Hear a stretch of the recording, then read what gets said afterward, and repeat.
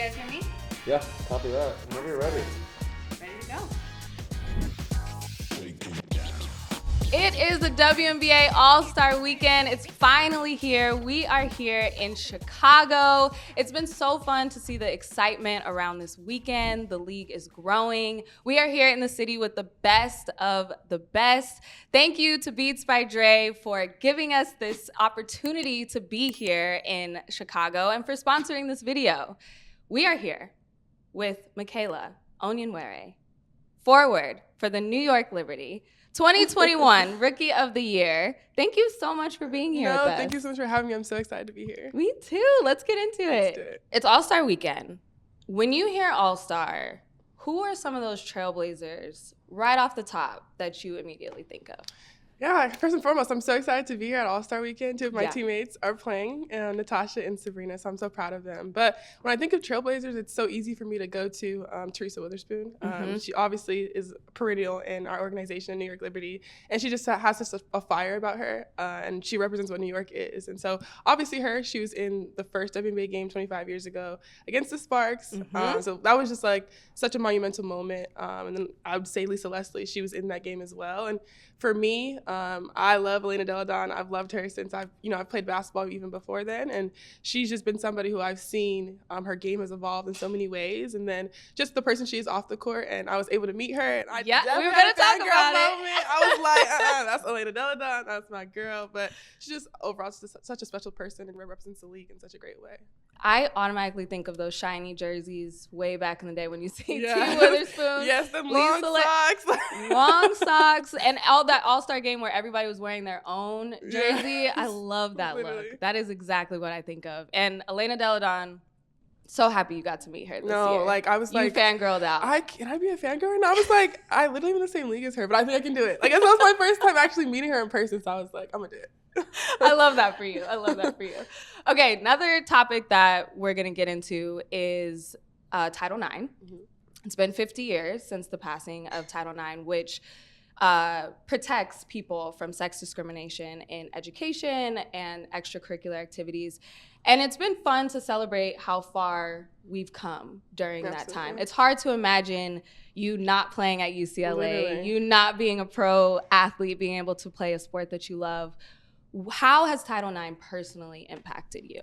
Like you said, it would be so hard to imagine my life not being like this. It's like, I'm so grateful for the women who've paved the way, for me, for my mom, for, my grandma, who've had opportunities that would not be without Title IX. And not only on the court, it's also educational opportunities. Like you said, I would not have been able to earn, a bachelor's degree at UCLA. I would not have been able to have a team at UCLA without Title IX. And I just feel like we are so far, so far ahead in what we need to do as far as women and being progressive. But like you said, we still have so much more to go. But super grateful, obviously, for those women who paved the way for me and my teammates and my friends and my family members. We do still have so far to go. And what advice do you give to young girls growing up in sport who may be a part of the next 50 years of Title IX? For me, I would say there's like three things that, if I had to be like, this is what got me here, it would be self-discipline, consistency, and really believing in myself and being really confident. And that's almost 4, but we'll make it 3. Yeah. 3.5. That's fine. And just those 3 things, I think if you can be consistent in all those things, and consistency is one of the things I said, but if you can be consistent in having self-discipline, showing up for yourself, showing up for other people, showing up for your teammates every single day, and that consistency, that's so important. And that can take you so far, regardless of talent, regardless of, your circumstances. That can take you so far. And then being really confident in myself, I feel like that was kind of the switch for me in college. I was called up by my coach, and she was like, I need you to be a go-to player after my freshman year of college. And I was like, girl, I just got here. What do you mean be the go-to player? I'm just turned 18. What are you talking about? But I think for me, that call-up brought out the confidence in me, and I knew at that moment, I can really do this. I can really take this game to, be a professional and be really good at that moment in college. But for me, it was just all about that switch. And that really, really has changed my trajectory of just my game, who I am as a person. And those 3 things I feel like really, really take you really far. What I love about the WNBA is that it is such a progressive league, and it really allows the players to speak up and speak out. It's literally the best league out there. The absolute best league. A little biased, but it's true. But when you're thinking about it, what would you say is the league's most defiant moment? When you say defiant, like, what do you mean when you say defiant?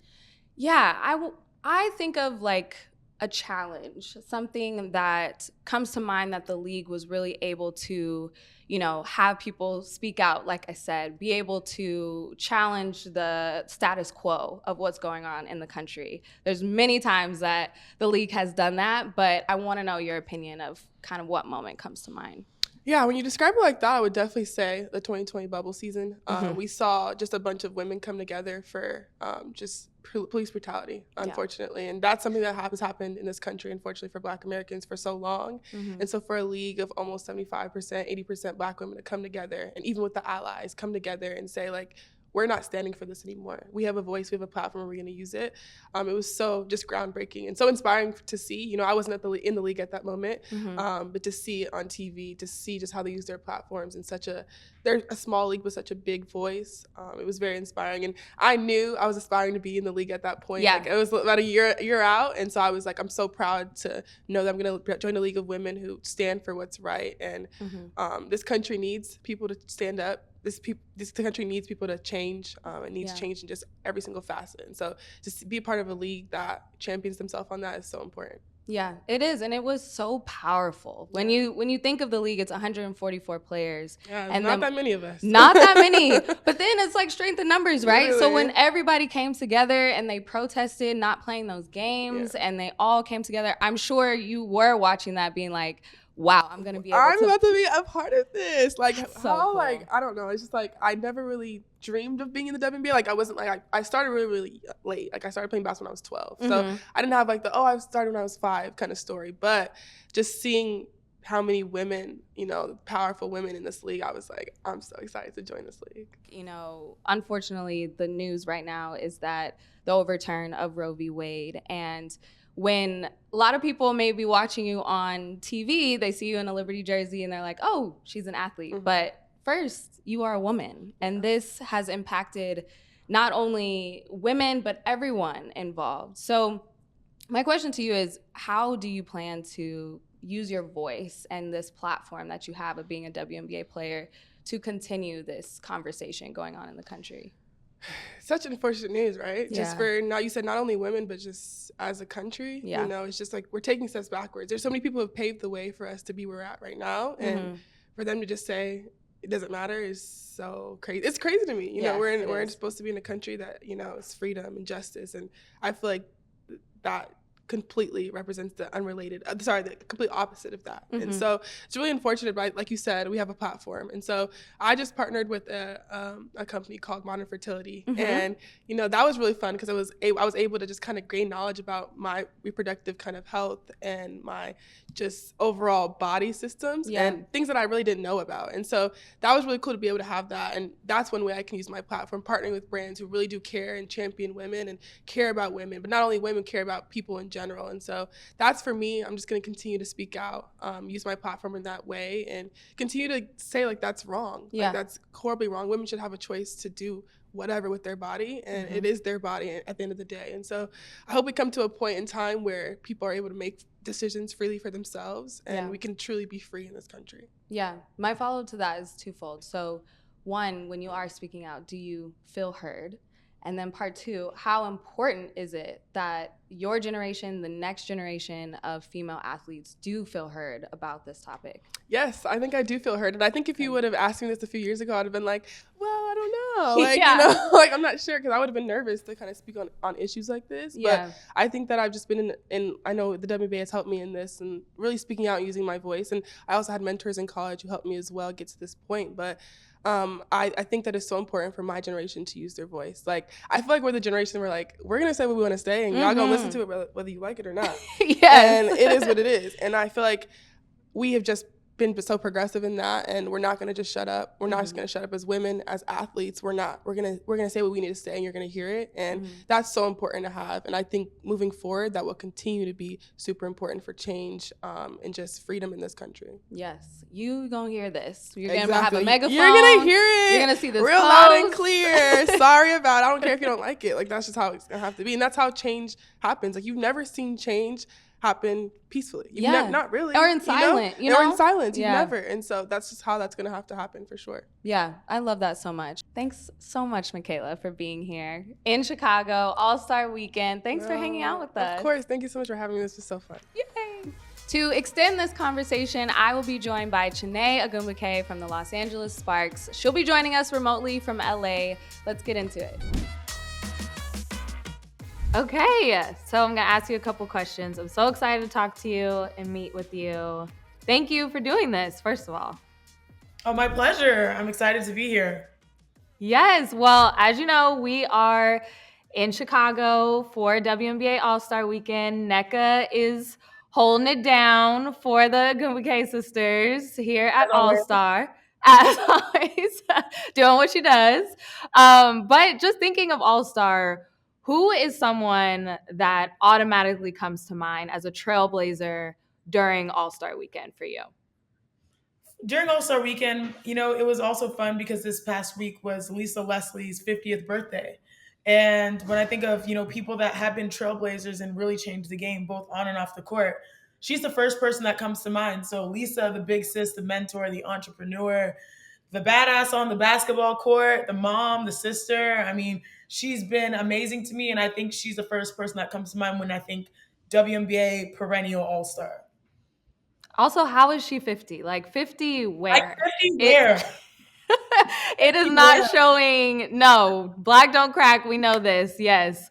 But another thing I wanted to talk to you about is it's been 50 years since the passing of Title IX as well. And we have been celebrating just how far we've come so far. And I want to know, it's hard to think about you not playing at Stanford, you not being able to be in the WNBA because of Title IX, but how has it personally impacted your journey? Title IX, I always say, is equality of opportunity and also protection of women. And, going to Stanford and, learning under Tara Vanderveer, Hall of Famer coach, but also just an amazing life mentor. She always told us that everything that we're experiencing, don't take it for granted, because she didn't have those growing up as someone that just loved to play basketball. She had to fight and bootstrap her way to the top of the coaching ranks, and that was not guaranteed for women. But fortunately, she aligned with an institution that had that same type of mission to empower and to create sport equality. And so when I think of Title IX, I think of being educated as to her journey and the journey of so many other women that have been trailblazers and paved the way so that we can live out our wildest dreams playing in the WNBA, myself being a broadcaster on TV, but more so walking about society, especially campuses, feeling fully protected as women, knowing that people will listen to us, come good or bad. That's what I think of when it comes to Title IX. Yeah, and thinking about the next generation, it's interesting to think about the next 50 years of what Title IX is going to bring.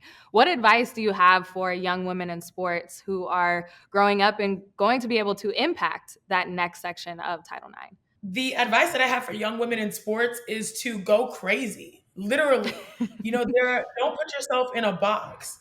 Don't feel like you have to follow the traditional ways for success, that you have to do one thing to be great. As women, inherently, we're excellent multitaskers, and the sky's the limit for us. We are seeing people break boundaries and barriers in nearly every field and industry.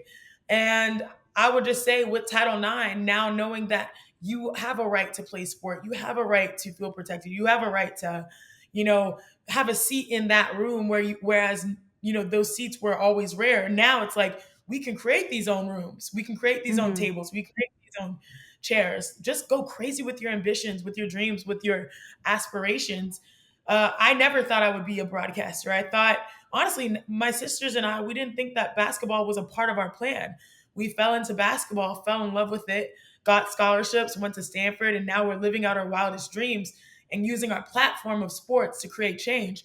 Didn't know that was possible, but that was largely due to having parents and an ecosystem of individuals that allow us to pursue our dreams and ambitions, knowing that as women, we are entitled to that. We should not be fearful because we're women. We should feel like we deserve everything that we work for. And so I think that's the world that I hope the next generation enters. Yeah, yeah. And the dream of potentially being in the WNBA, being in the greatest league for women's basketball players. I also feel like the league is so progressive in whole, and all of the players really being outspoken and being challenged in that way. We talked earlier with Michaela about, the Wubble season and how that was such a defiant moment in the league's history. And you did a documentary about it, 144, just the impact that it had on the league. What are some other defiant moments that you think the WNBA has had? I always say the WNBA is not new to this, that we're true to this. We know exactly what it's like to advocate for the causes that matter to us, because we understand no one's going to do it for us but us. And we're a league that's predominantly full of Black women and also their allies. So we know that, when it comes to our representation, we are the exception and not the norm for people that, we represent. Meaning we get to go live out our dreams and have this ability of playing basketball where it's pretty much egalitarian. If you got game, you got game. If you can get a bucket, you can get a bucket. It doesn't matter what you look like, where you come from, what you believe in, whatever case that might be. We respect sport. And so I think that when I look at the big picture of things, it's really fascinating for me when I start looking at like how sports has really been able to be a platform specifically for the WNBA and advocacy. It's largely because we know that no one will do it for us but us.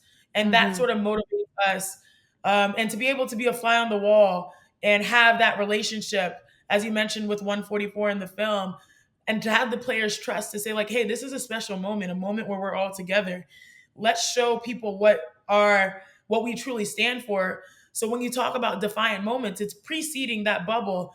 It's when we chose to wear shirts that said change starts with us and took fines from the league. But we felt like that was necessary because one of our communities were hurting and no one's going to advocate but us, because we understand, it's funny. Everyone's like, oh, you're worried about like, you could lose this, you could lose that. Like, well, last time I checked, we play for the love of the game. We play for legacy. We play for the future. We don't pay for, we don't play for per se our paychecks. Now we're getting to the point where we can.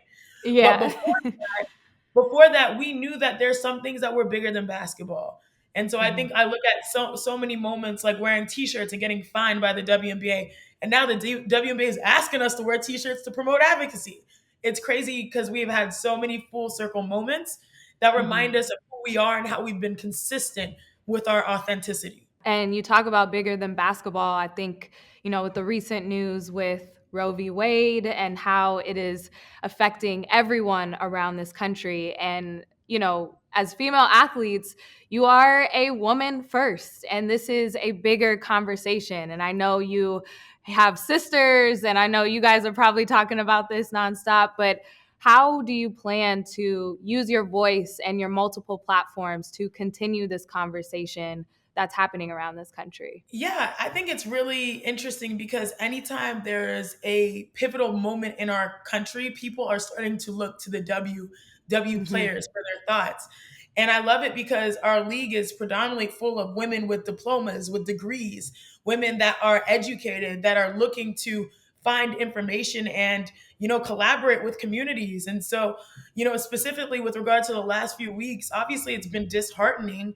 But at the same time, we feel like we are a protected group of women where we allow each other to live our lives how we see fit. Because at the end of the day, we're brought here through the love of basketball, and that's all that matters. I think we're uniquely positioned, especially in this conversation, because we are women that accept all women as they are. And just to lend our voices and to share experiences and also be the voice of the conversation, not only when it comes to women's health in general, but reproductive health, because that's stuff that we have to deal with on the day to day, as many women have to deal with, family planning and how those benefits are assorted. And so for us, it's just continuing the conversation and enlightening people to our experiences as working professional women that have to make decisions, and allowing people the grace to make whatever decision they see fit. Do you feel heard when you are using your voice? And how important is the voices of female athletes to be heard during this time?